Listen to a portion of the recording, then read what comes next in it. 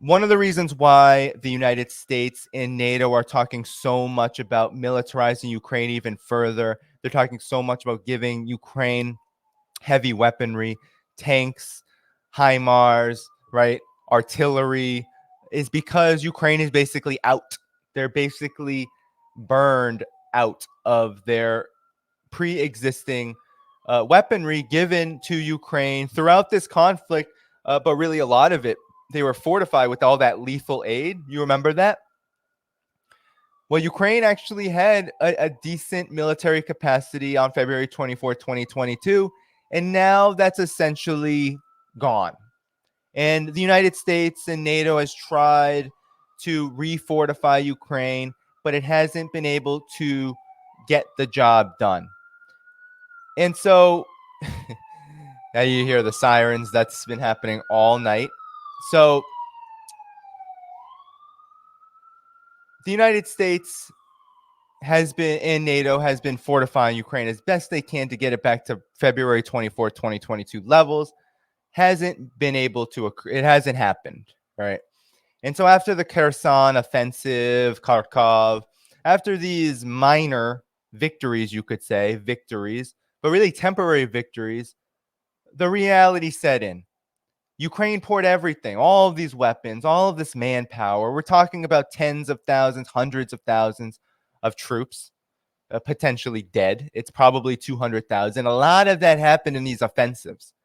And after the offenses, after the dust cleared, Ukraine could plant their little blue and yellow flag that the liberals and the neocons and the foreign policy establishment hangers on that they love to put in their windows. Ukraine's military could plant their little flags and their little black sun of Azov, all of that on that territory, only to find themselves with nothing left. I mean, that's literally what's happened.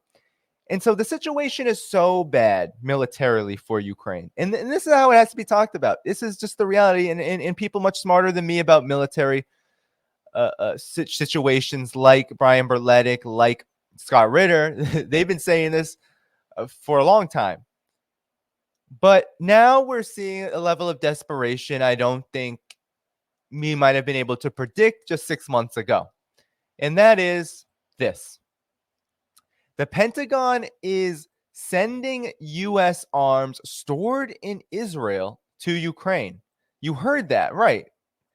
Israel, right, as basically a military outpost of the United States, that's how Israel maintains and expands, right, its dominance, not just over Palestine, but its attempt to expand in the region as well as a world regional power, colonial one. But Israeli officials had initially concerns about this move damaging relations with Russia. You had the new government that was just, I don't even know what they do in Israel. They say elections, but I don't know what it is a government that basically is Netanyahu every several years. Like that's how it feels to me. This only democracy in the Middle East thing. It seems like the Zionists just have a one trick pony. It's like sometimes they get Netanyahu and then sometimes they get someone far to the right of Netanyahu, and then it comes back to Netanyahu. So it seems like Netanyahu has a pretty deep hold over politics in Israel, not necessarily democracy, you would assume.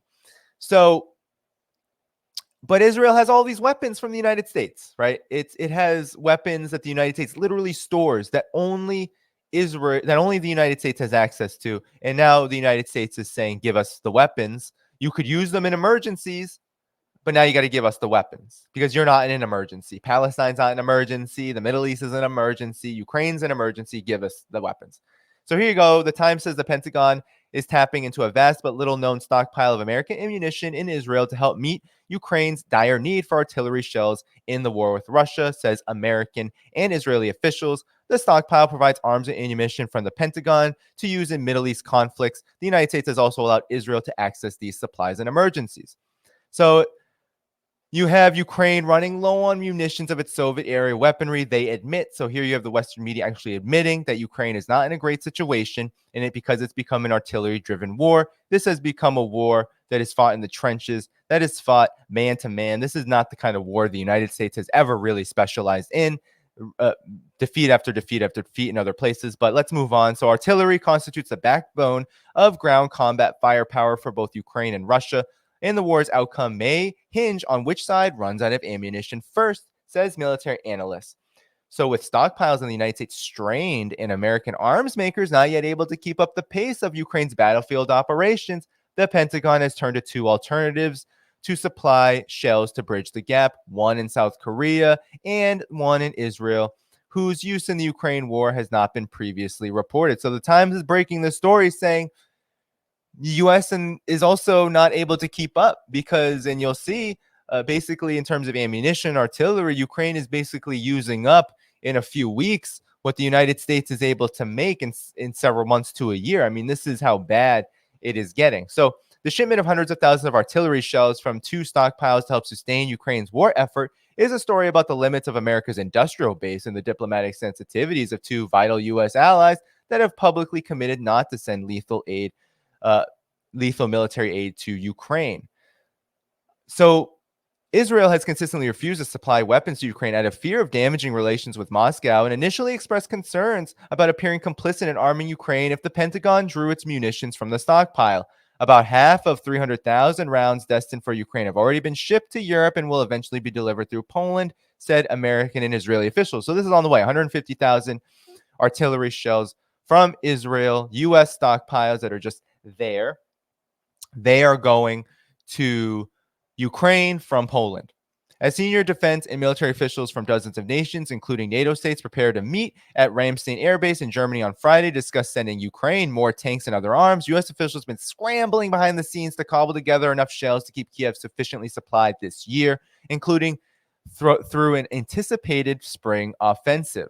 With the front line now mostly stationary, artillery has become the most important combat art, said Mark F. Kanchan, a former White House weapons strategist, said in a new study for the Center for Strategic and International Studies in Washington, D.C. So let me just show you. That's twice. This is what the New York Times relies on, this kind of information. Let me just show you who CSIS really is. Oh, it looks like I ended the screen. Let me share with you, okay, what is CSIS? Well, it's a think tank, yeah, but who is in control of this think tank? You may know this, but the donors are actually quite extensive. And so I'm just on the main donors page, and they get it from foundations, from corporate donors, and from government donors. So this is from 2020 numbers. Let's look at the government donors, shall we? Well, here you have the government donors, and let's zoom this in so you all can see. All right. U.S. government and government of Japan, $500,000 and up. And then the government of Taiwan and the UAE are the second most. Then you have Denmark, Norway, Qatar, Republic of Korea, the ROK. You have all the Western countries, the European Union. That's the government side of things, okay? So basically a U.S. government-controlled think tank. So basically an arm of the Pentagon, essentially. Let's look at the foundations, shall we? Of course, you have Bill and Melinda Gates, and you have all kinds of other rich people. Then you have the Academy of Korean Studies. You have a lot of these foundations that seem to be just extensions of the military-industrial complex. The Charles Koch Foundation is in there, always good. Open Society Foundation, of course, you have George Soros, never misses an opportunity to fund a good war effort. But now let's look at the corporate donors, because not only is the U.S. government the main supplier of the CSIS's funds, but who are the corporate partners? Ding, ding, ding, ding. Bank of America, Northrop Grumman Corporation. So basically Wall Street and the military-industrial complex. And then, of course, you have the rest of the banks. You have the oil corporations, which love a good war because war means more energy deals for them. And Lockheed Martin is in here, General Atomics. So basically you have the trifecta. That's what CSIS is. CSIS is a U.S. government-controlled, military-industrial complex-controlled, and Wall Street-controlled think tank that literally provides the New York Times that you just saw. This is the second article I am presenting here, and it's CSIS being one of the principal sources of information. This is really what the media military industrial complex looks like.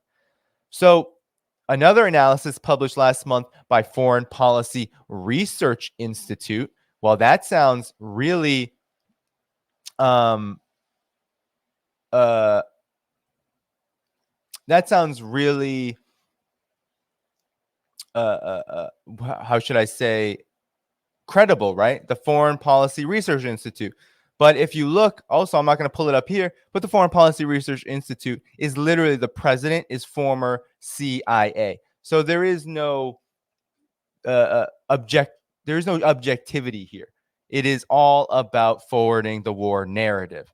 So the Foreign Policy Research Institute said that if Ukraine continued to receive a steady supply of ammunition, particularly for artillery, as well as spare parts, it would stand a good chance of wrestling back more territory Ukraine that Russia had seized from Ukraine. The question is whether these advantages will prove sufficient for Ukrainian forces to retake territory from entrenched Russian troops. So there you have just a circle, right? You have these leading military analysts, Rob Lee and Michael Kaufman, saying, well, we don't know if what we do will actually push Ukraine over the edge to where they need to be in a winning position.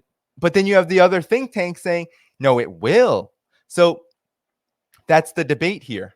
The debate is, well, okay, we should give the weapons because it's good for military contractors. It's good for a permanent war. But will it actually do anything? I don't know. Probably not. Then you have others saying, oh, yes, you have the real enthusiasts who are saying, yes, we can do it. I mean, these are people who don't understand the conflict.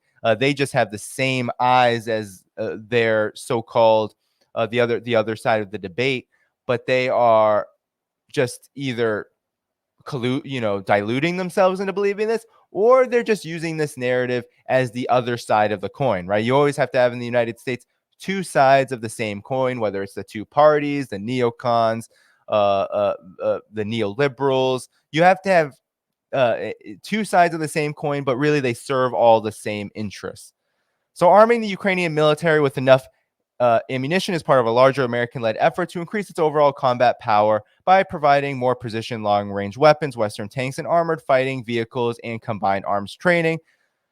The U.S. so far has sent or pledged to send Ukraine just over 1,155mm shells. A portion of that, though less than half, has come from stockpiles in Israel and South Korea, a senior U.S. official said, speaking on the condition of anonymity. And here you have, I'm not going to spend too much longer on this. The Ukraine army uses about 90,000 artillery rounds a month, twice the rate they are being manufactured by the U.S. and European countries combined. U.S. and Western officials say the rest must come from other sources, including existing stockpiles and commercial sales. So Mr. Kaufman said in an interview that without adjustments to how Ukraine fights, future Ukrainian offensives might require significantly more artillery, ammunition to make progress against entrenched Russian defenses.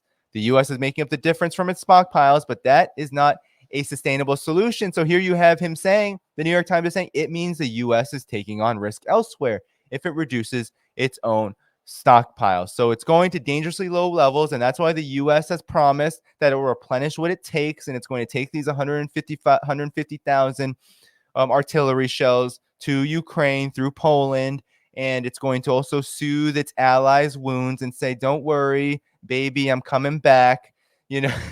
I'll be back. Baby daddy will be back. That's basically what the U.S. is saying. Don't you worry. We're not going to leave you to be completely helpless against those terrible Palestinians who want their freedom and their self-determination. We're not going to leave you to your own defenses against the Arab world, the Arab nations, and the nations in the Middle East that want to see peace. So we'll be back to help fuel war there. Don't worry. But now we got to take this to the side piece. And really what's happened is that Ukraine has become the side piece in this. That Israel has become the side piece in this relationship. Israel is not as important to the United States right now as Ukraine is, because Ukraine is all about great power competition, and Israel is about that old war, right? That old war for hegemony in the Middle East. So that's the situation, and so they're confident that they're going to continue to support Ukraine. Blah blah blah blah blah. The conclusion here is that they're not going to discuss this. Israel was trying to not allow this to happen, but it's happening, and the United States has kept these stockpiles here in South Korea and Israel, right? Um, because it was fighting existing wars. And I'm just going to end this article because there's not much else that it's going to say that we don't already know. The New York Times has a tendency to repeat itself over and over and over again in its articles. I don't know if you've noticed that, but it really drives me. It's terrible reading. But the point here is that Israel is going to give 150,000 artillery shells. South Korea, another 150,000. They think, the United States thinks that's going to help Ukraine do what it needs to do, right? Which is to survive until the U.S. and the collective West can figure out, well, how much are they going to give? How much are they going to give to Ukraine to get ready for some offensives in the future? The problem is that time is not on Ukraine's side. Russia has the capacity to mobilize very quickly in the coming weeks if it so chooses. So this is really about strategy, because we know what Russia's strategy has been. It's been about attrition. It's been about grind, right? The meat grinder, grinding Ukraine down. We know Russia's goals are just to take out Ukraine's military and make sure that Ukraine can't join NATO and hopefully end this. We know that Russia genuinely, given that it did act in good faith in April and there was almost a peace deal until Britain and the US sabotaged it. But we know that since December 2021, that Russia has wanted a negotiated settlement to this. Now, they've definitely concluded, and that's why this could become a patriotic war or a war for, dare I say, national liberation. When you have a situation where the United States and NATO have no interest. They have no interest in coming to the table. They only will come to the table when Russia's on its knees. That's essentially what they've said over and over and over again. So really, you have a scenario where the United States and NATO are trying to get their stuff together. They're trying to get themselves together. But Russia, we'll have to really watch closely what Russia does, especially in the next several months as these weapons announcements are coming. We've heard Peskov, you've heard many Russian officials say that these weapons will burn, they will be targeted, they will be destroyed, just like any of the other early Soviet weapons. Russia's not going to allow these weapons to gain an advantage on the battlefield. And the big question here, I think the big problem here actually for the collective West is that these weapons will not turn the tide. That not only is there not a guarantee that they will, it's likely that the best that these weapons can do, Chinese media has made note of this, the best that these weapons can do is likely to prolong the conflict and make things more dangerous between Russia and NATO. It's not going to ensure Ukraine can win because Russia does have the capabilities of targeting these weapons, of destroying them. And even if it cannot target or destroy them, it does have manpower advantages. And it also has an industrial base that can continue to produce for its military. Russia's not fighting this as an all-out war, and the United States has forced Ukraine to do so. That's been the difference this whole time. Ukraine has had to use everything, all of its men, all of its soldiers, all of its military hardware. There's only so long that can go on. Russia's in it for the long game. We'll have to watch very closely how these developments, which really seem like desperation, especially this Israel story, feels like desperation. We'll have to see where that goes.